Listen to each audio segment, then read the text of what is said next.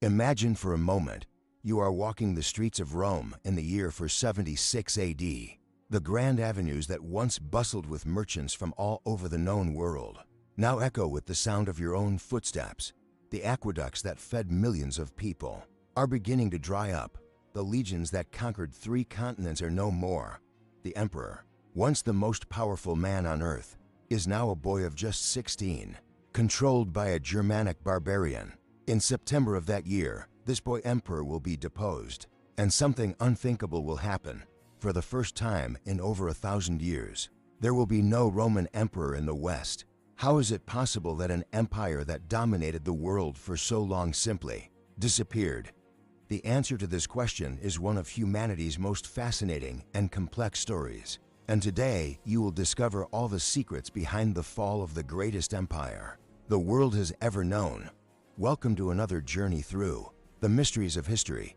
I am your narrator on this incredible adventure through time. And today we will unravel one of humanity's most impactful and debated events, the fall of the Roman Empire. Over the next 70 minutes, you will discover not only how Rome fell, but why it happened, the devastating consequences that shaped the world for over 1,000 years, and how the echoes of this collapse still reverberate in our society today. We will explore fascinating theories, reveal secrets and understand how an empire that seemed eternal simply crumbled before our historical eyes. Prepare for an epic journey through betrayals, bloody battles, catastrophic decisions, and twists and turns that changed the course of Western civilization forever. Before we begin our epic journey, please like this video if you're as passionate about history as I am. Subscribe to the channel so you don't miss any of our deep dives into the mysteries of the past. And in the comments, tell me, what time are you watching this video? Is it morning,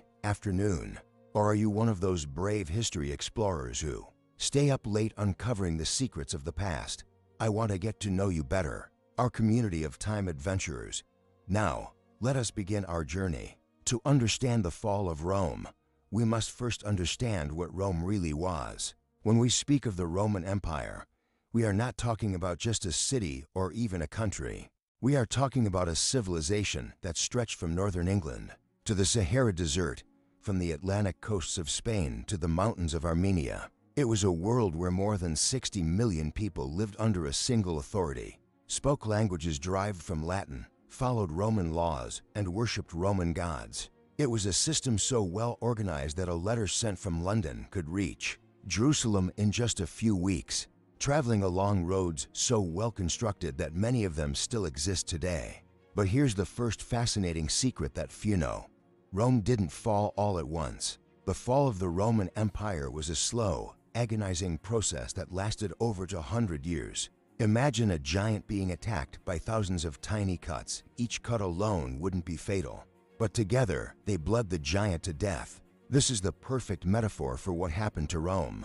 And the most striking thing is that the Romans themselves didn't realize they were witnessing the end of their civilization. For them, these were simply hard times that would eventually pass. They couldn't imagine a world without Rome. The first major crack in the empire's foundation occurred in 235 AD, marking the beginning of what historians call the crisis of the 3rd century. Over the next 50 years, Rome had more than 50 different emperors. You heard right, 50 emperors in 50 years. Most of them died violent deaths, assassinated by their own soldiers, by political rivals, or in battle against invaders. Imagine the chaos. It was impossible to implement any long-term policy when the empire's leader changed almost every year. But why did this happen? The answer lies in one of the most impressive and, at the same time, most dangerous features of the Roman system, the army. The Roman legions were undoubtedly the most efficient military force the ancient world had ever seen. They conquered unimaginable territories and maintained peace across borders stretching thousands of miles. But here's the problem. These same legions discovered they had the power to make and unmake emperors. And once they realized this, their ambition knew no bounds. I'll tell you a story that perfectly illustrates this situation. In the year 38 AD, 6 different men simultaneously proclaimed themselves Emperor of Rome. 6. Each controlled a different part of the empire, and each had his own legions. It was a civil war on a continental scale. The empire was literally falling apart. And here's a detail that will shock you. During this crisis, several provinces simply stopped sending taxes to Rome. They said, "If you can't even decide who's emperor, why should we pay taxes?" This financial crisis was devastating. Rome depended on taxes from its provinces to maintain its legions, build its roads, feed its population, and keep the empire's complex administrative machinery running. When money began to run out, Rome was forced to make a desperate decision. They began reducing the amount of silver and gold in their coins, mixing in less valuable metals. This was artificial inflation. The result was predictable. Prices soared, trade collapsed, and the empire's economy entered a downward spiral from which it never fully recovered.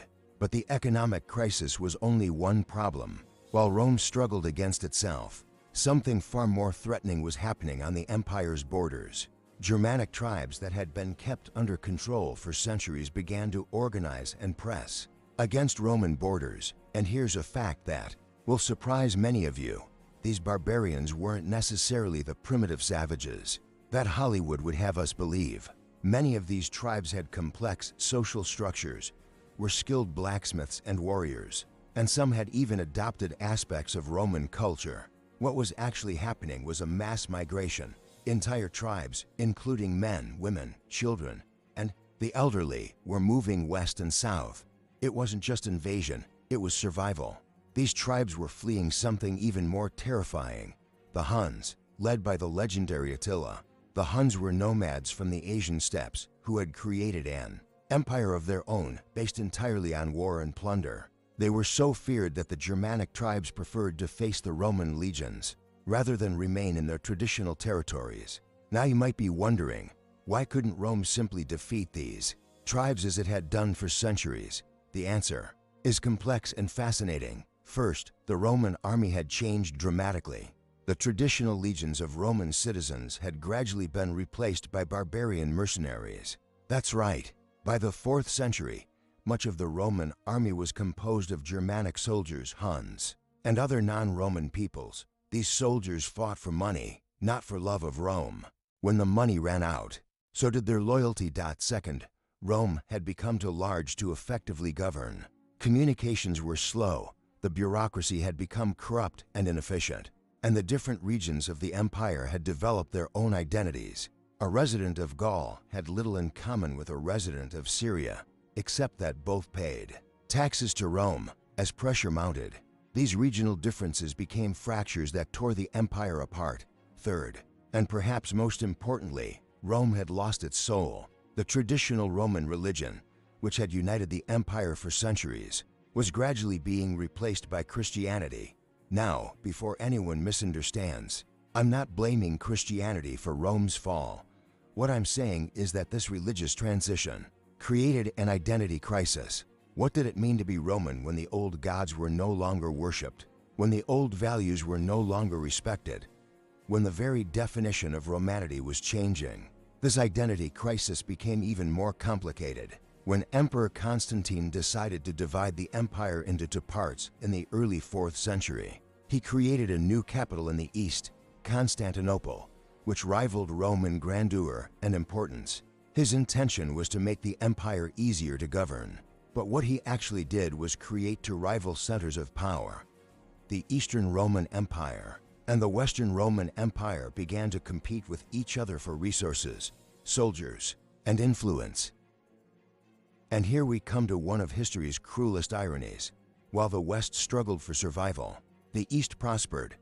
Constantinople became the richest and most powerful city in the world, controlling the lucrative trade between Europe and Asia. The Byzantine Empire, as the East would come to be known, would endure for another 1,000 years after the fall of the West. This shows us that Rome's fall was not inevitable. With proper leadership and different decisions, history could have been completely different. But let's return to the West, where the situation was rapidly deteriorating. In 378, one of the most decisive battles in world history took place, the Battle of Adrianople. Emperor Valens led a Roman army against the Visigoths, a Germanic tribe that had crossed the Danube in search of land. What should have been a routine Roman victory turned into an absolute disaster. The emperor was killed, along with two-thirds of his army. More importantly, most of the Roman military elite died on that battlefield. The defeat at Adrianople sent shockwaves throughout the empire. For the first time in centuries, the Romans were forced to acknowledge that they were not invincible. The barbarian tribes, who had previously feared the Roman eagles, now saw Rome as a wounded giant that could be defeated. And here's a fascinating detail: many of the Roman soldiers killed at Adrianople were themselves of barbarian origin. They had been recruited from Germanic tribes and trained to fight like Romans. When they died, they took with them not only their lives, but also Roman military knowledge. After Adrianople, Rome was forced to make unthinkable concessions. Entire tribes were allowed to settle within the empire's borders, maintaining their own laws, leaders, and cultures. They were called foederati, federated allies, but in reality they were independent nations within Roman territory. It was as if Brazil were allowing foreign tribes to establish their own countries within our territory. Can you imagine the administrative and legal chaos this created? But the situation was about to take a dramatic turn for the worse. In the winter of 406, something extraordinary happened. The Rhine River, which formed the border between Rome and the Germanic tribes, froze completely. Entire tribes crossed the frozen river and invaded Gaul. These weren't just armies.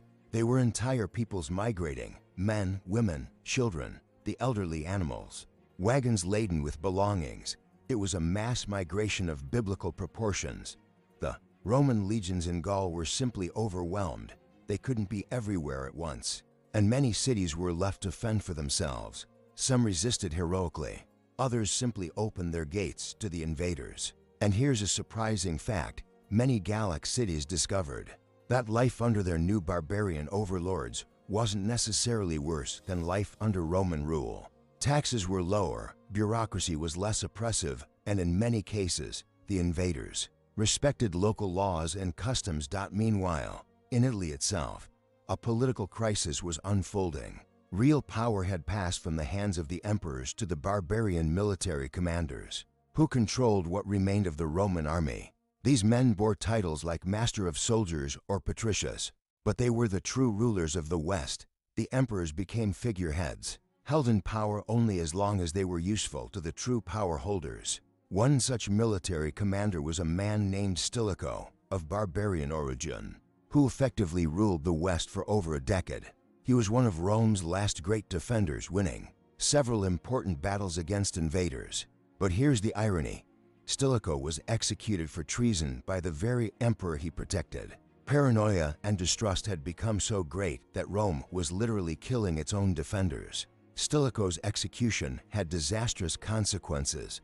Without his military leadership, Rome was vulnerable, and it was precisely at this moment that Alaric, king of the Visigoths, decided to march on the city of Rome itself, in 10 AD. For the first time in over 800 years, Rome was sacked by a foreign army.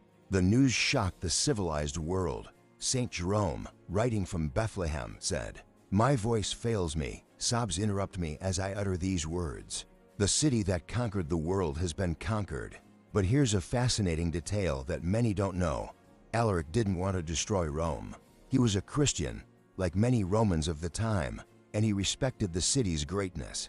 The sack lasted only 3 days, and Alaric gave specific orders that churches be spared and civilians not be unnecessarily harmed. It was more a display of power than an attempt at total destruction. Alaric wanted Rome to recognize him as an equal partner, not a barbarian conqueror. Alaric's sack of Rome was only the beginning. In 455, the Vandals, led by Genseric, sacked the city again.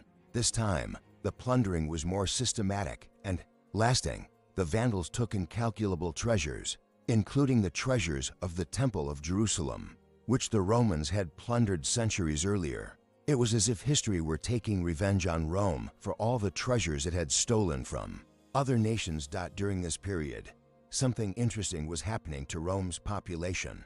The city, which at the height of the empire had housed over 1 million inhabitants, was shrinking rapidly. People were fleeing to the countryside or to other, safer cities.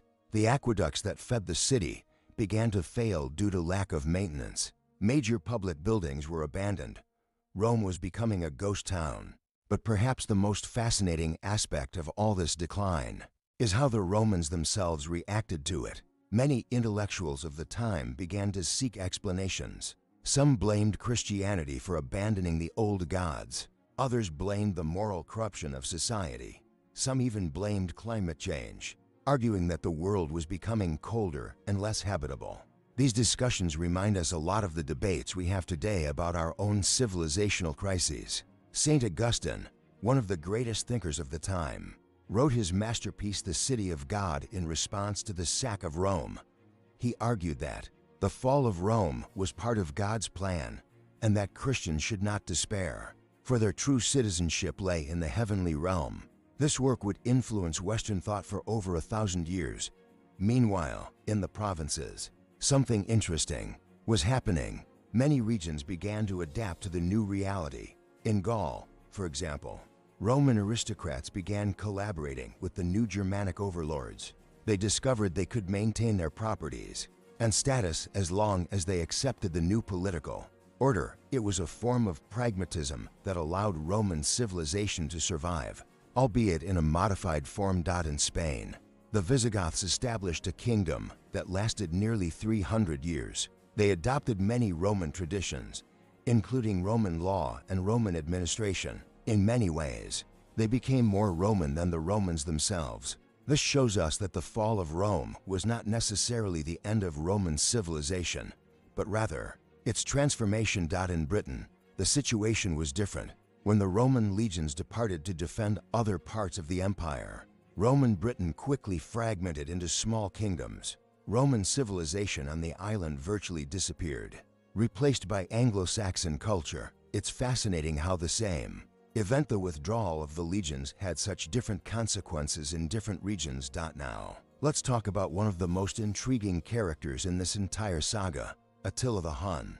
Attila was not just a barbarian conqueror. He was a cunning politician who perfectly understood Roman weakness. He played the East against the West, demanding tribute from both. On one famous occasion, he demanded the hand of the Western emperor's sister in marriage, along with half the empire as a dowry. It was an absurd proposal, but it demonstrated how much prestige the Romans had lost. Attila's invasion of Gaul in 451 forced the unthinkable. Romans and barbarians fought side by side against a common enemy. The Battle of the Catalaunian Fields was one of the largest battles in ancient history, involving hundreds of thousands of soldiers. The Roman army was composed primarily of Visigoths, Franks, and other Germanic peoples. The Roman general Aetius himself was of barbarian descent. It was a new world where the ancient distinctions between Roman and barbarian had become virtually meaningless. Attila's death in 453 deprived the Huns of their charismatic leadership, and their empire quickly fragmented. This might have given Rome a chance to recover, but it was too late. The West had become so weak that not even the removal of its greatest external threat could save it. And we finally arrive at the year 476, the year traditionally considered the end of the Western Roman Empire. The last emperor was a boy named Romulus Augustulus, an ironically epic name for someone so insignificant. He was controlled by his father, Orestes, who in turn was a puppet of the barbarian leader Odoacer. When Orestes refused to give land to the barbarian soldiers, Odoacer simply killed him and deposed the young emperor. But here's the most fascinating detail. Odoacer didn't proclaim himself emperor.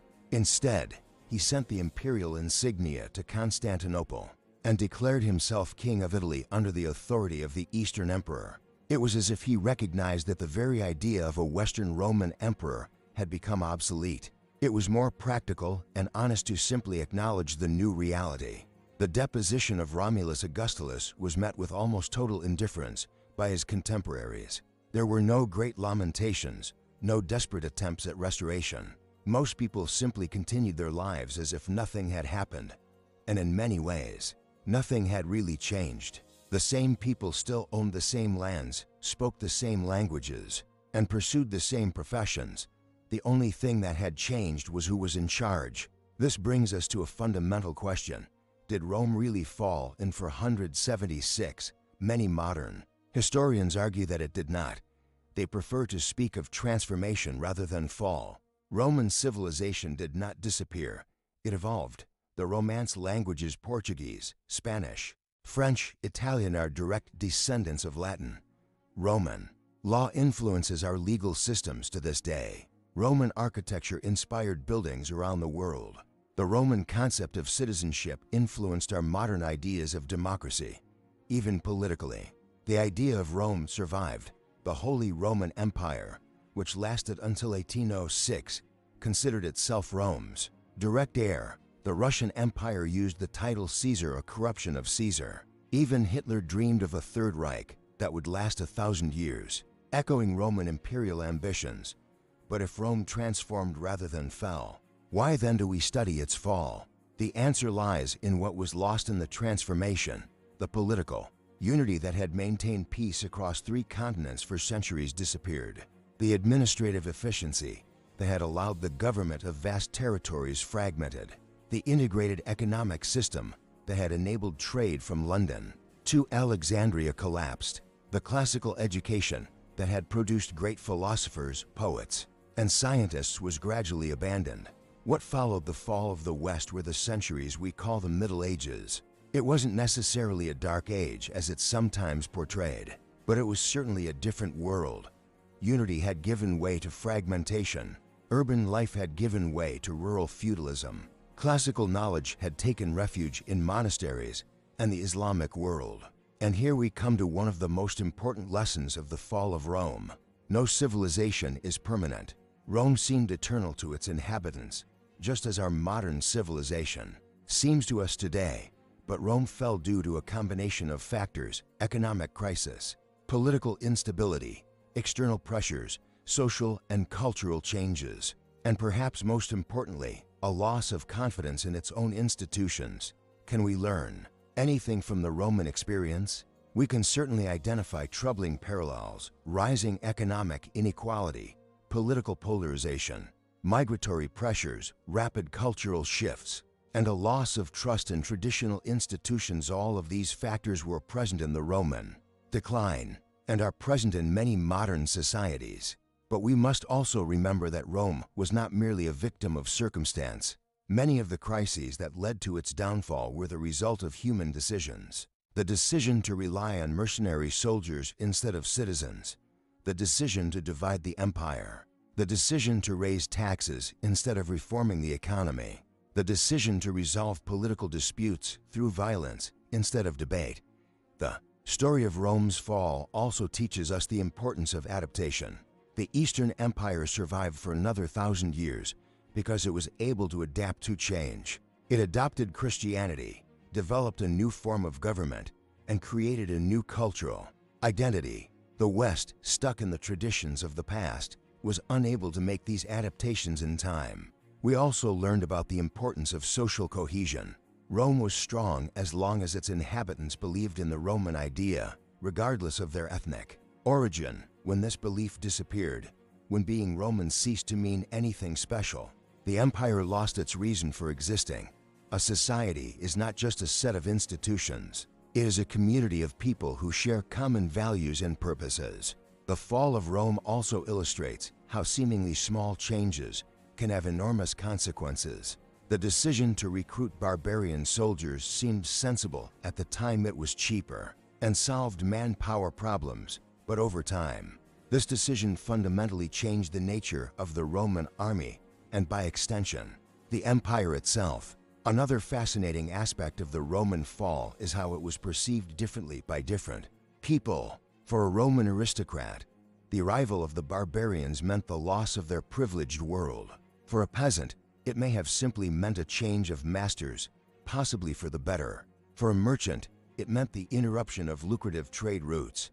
For a barbarian soldier, it meant the opportunity to establish their own dynasty.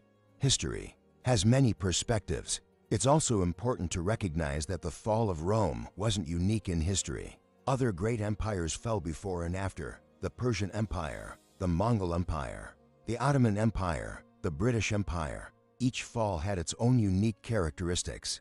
but also shared common patterns. Comparative study of these collapses can help us better understand historical processes in general. The fall of Rome also raises interesting questions about progress and decline. The Romans believed they were at the pinnacle of civilization, that they had reached a level of development that would be permanent. We moderns sometimes assume the same thing about our own era, but history teaches us that progress is neither linear nor guaranteed. Civilizations can regress, knowledge can be lost, institutions can deteriorate at the same time. Post-Roman history also shows us humanity's resilience. After the fall of Rome, Europe did not return to primitive barbarism. New forms of social organization emerged. Knowledge was preserved and transmitted. Art and literature continued to flourish, albeit in different forms. The Catholic Church itself can be seen as an institution that preserved much of the Roman heritage. Through the dark centuries, Rome's legacy is visible everywhere around us. Our calendars are Roman. Our alphabets are Roman. Our languages are influenced by Latin. Our legal systems derive from Roman law. Our cities are planned according to Roman urban planning principles. Our architecture uses Roman elements. Even our politics uses Roman concepts such as republic, senate, and citizenship. But perhaps Rome's most important legacy is conceptual. The Romans were the first to truly envision a world unified under a single law where people of different cultures and ethnicities could coexist peacefully as equal citizens. This vision, though imperfectly realized in practice, influenced all subsequent dreams of world order, from the Holy Roman Empire to the United Nations. The fall of Rome also makes us reflect on the nature of historical greatness. What makes a civilization truly great? Is it military power, economic wealth, territorial expanse? Or is it the ideas, values, and culture it produces and transmits? Rome certainly had power, wealth, and territory, but its true greatness may lie in the ideas that outlived Rome itself. It's interesting to note how different historical periods have interpreted the fall of Rome differently. For medieval thinkers, it was evidence of the transience of all earthly things. For Renaissance humanists, it was a tragedy to be avoided through the study of classical wisdom. For the Enlightenment, it was evidence of the triumph of reason over superstition. For 19th century romantics, it was an epic tale of heroes and villains. For modern historians, it is a case study in complex social dynamics. Each interpretation reflects the concerns and perspectives of its own time. This reminds us that history is not just the study of the past, but also a way of understanding the present. When we study the fall of Rome, we are not just learning about events that happened 1500 years ago. We are exploring timeless questions about power, change, adaptation, and survival that are as relevant today as they were then. The story of Rome's fall also illustrates the importance of leadership in times of crisis. Rome had some exceptional leaders during its final centuries, men like Aurelian, Diocletian, Constantine, and Stilicho, who managed to stave off collapse through intelligent reforms and strong leadership. But it also had many mediocre or incompetent leaders who accelerated the decline. Through poor decisions or inaction, the quality of leadership can make the difference between successful adaptation and total collapse. Finally, the fall of Rome teaches us the importance of a long-term perspective. Many of the decisions that contributed to Rome's fall made sense in the short term, but had disastrous long-term consequences. Recruiting barbarian soldiers solved immediate manpower problems, but fundamentally changed the nature of the Roman army. Raising taxes generated necessary revenue, but stifled the economy. Dividing the empire facilitated administration, but weakened political unity. This lesson is particularly relevant to our modern world, where the pressure for immediate results often impedes long-term planning. The Roman leaders who successfully staved off collapse were those who had the courage to implement painful reforms for the future, even when those reforms were unpopular in the present. The fall of Rome also reveals the complex relationship between elite and masses throughout history. Many of the decisions that led to the collapse were made by elites, who were more concerned with maintaining their own power and privileges than with preserving the common good.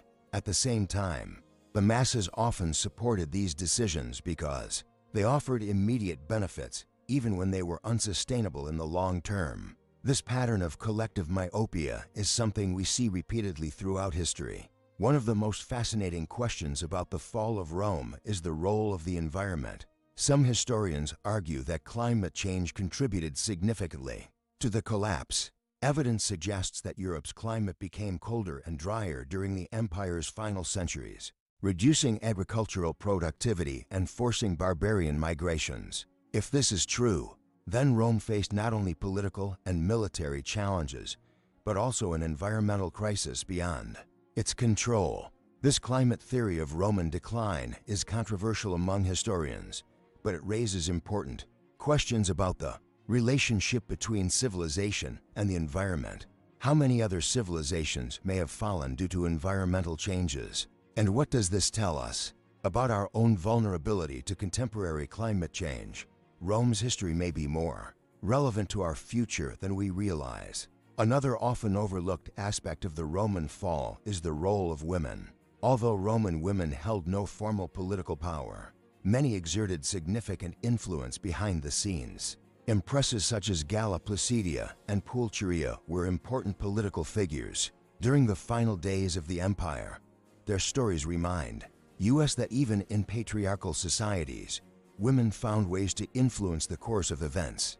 The fall of Rome also illustrates how technologies can both save and doom civilizations. Rome depended on advanced technologies for its functioning: aqueducts, roads, communication systems, military techniques. When these technologies could no longer be maintained due to economic and political crises, the empire lost many of its competitive advantages. This makes us reflect on our own dependence on complex technologies and what would happen if we could no longer maintain them. One of the saddest ironies of the Roman fall is that many of the solutions to the empire's problems already existed, but could not be implemented due to political resistance and institutional inertia. Reformers like Diocletian and Constantine demonstrated that radical change was possible, but their successors often reversed these reforms. A society's capacity for reform can be more important than any specific characteristic of that society.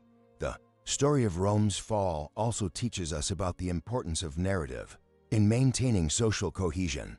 Rome was powerful not only because it had strong armies and a thriving economy, but because it managed to create a compelling narrative about itself. Being Roman meant something special. It meant being part of the world's most advanced civilization. When this narrative lost its credibility, when being Roman ceased to be a source of pride, the empire lost one of its most important sources of strength. This makes us think about the narratives that sustain our own societies. What stories do we tell about ourselves? Do these stories still inspire loyalty and sacrifice? Or are they becoming obsolete and losing their power to motivate? The health of national narratives can be an important indicator of the health of nations themselves. The fall of Rome also reveals how crises can accelerate changes that were already underway. Many of the problems that led to the fall, corruption, inequality, loss of social cohesion, had existed for centuries, but it was only when Rome faced intense external pressures that these problems became fatal. This suggests that a society's ability to withstand external shocks depends largely on its internal health. A particularly relevant lesson from the Roman experience is that decentralization can be both a weakness and a strength. As power dispersed from Rome to the provinces, the empire lost its ability to respond to crises in a coordinated manner. But this same decentralization allowed parts of Roman civilization to survive even when the center collapsed. Finding the right balance between centralization and decentralization is a perennial challenge for complex organizations. The fall of Rome also illustrates how identities can evolve rapidly in times of crisis. Within a few generations, people who considered themselves Roman began to identify with barbarian tribes, new kingdoms, or regional identities. This reminds us that identities that seem fixed and permanent are, in fact, social constructs that can change rapidly under pressure. One of the most moving aspects of the Roman fall is how ordinary people coped with the collapse of their world. Letters and documents from the time reveal people trying to maintain a semblance of normalcy. Even as everything around them was changing, they continued to educate their children, practice their professions, and maintain their traditions even when they were uncertain whether these things would still be relevant in the future. This human resilience in the face of uncertainty is one of the most inspiring lessons of Roman history. The fall of Rome also teaches us about the role of chance in history. Many of the events that led to the collapse could have unfolded differently. If small changes had occurred, what if Alaric hadn't died young? What if Stilicho hadn't been executed? What if the Rhine hadn't frozen in 406? History isn't inevitable. It's the result of countless individual decisions and fortuitous events. This doesn't mean we should dismiss the search for patterns and lessons in history, but it does mean we should be humble about our ability to predict the future based on the past. History can teach us about possibilities and trends, but it can't give us certainties about what will happen. As we reach the end of our journey through the fall of Rome, it's important to recognize that this isn't just a story about the past, it's a story about us. We all live in civilizations that seem permanent, but are, in fact, fragile. We all face challenges similar to those Rome faced: how to maintain unity in the face of diversity, how to balance freedom and order, how to adapt ancient traditions to new realities, how to make decisions for the long-term good when faced with short-term pressures. The fall of Rome should not despair us, but inspire us. If such a great and seemingly permanent civilization can fall, then nothing is inevitable. But if elements of Roman civilization could survive and influence the world for over 1,000 years after its political fall, then our own contributions to humanity can be long-lived as well.